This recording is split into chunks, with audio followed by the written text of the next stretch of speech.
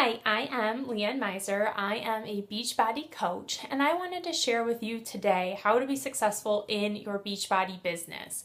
So I listen to a lot of podcasts. I read a lot of personal development, which if you are a Beachbody coach, you better be doing that. And one author that I love to hear speak and to read his books is Brendon Burchard. So I was listening to his podcast, and he talked about the four cornerstones of achievement. And I wanted to share those with you today and tell you how to do this in your Beachbody business. So the first one is desire. We talk a lot about this in the Beachbody world. What is your why?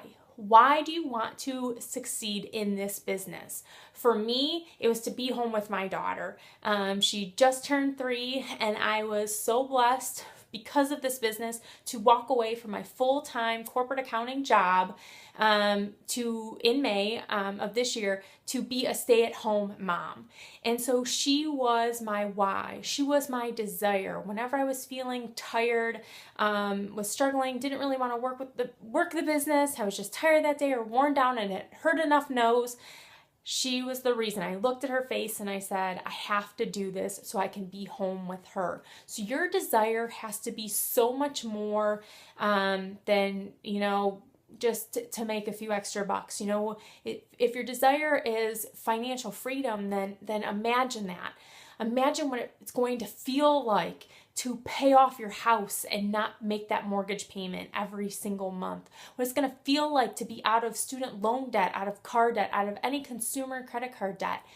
You have to sit back and reflect and think about how amazing it's going to feel when you achieve those milestones, and know that hearing the no's and the, well, not right now, isn't going to matter, because one day you're going to have those feelings. So the next thing he talks about is direction. So, we talk about this a lot, kind of in the Beachbody world as well. Your first step, is to hit Success Club 5. And you're going to hit Emerald, and you're going to start developing your team, and soon you're going to be a Diamond.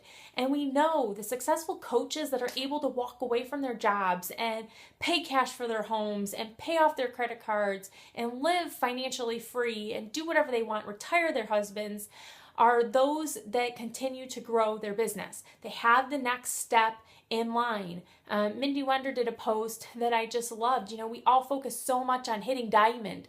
When are we going to hit Diamond? We push for Diamond. No, push for 5-star. Push for, 10-star.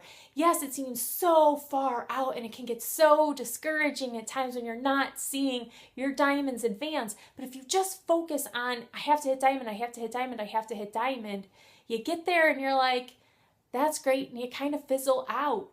It takes a long time to kind of build that momentum and keep pushing. So just keep pushing. I'm going to hit Diamond, and then I'm going to help 5 of my coaches hit Diamond, and then I'm going to help 5 of them hit Diamond, and more to hit Diamond, and it just kind of keeps growing.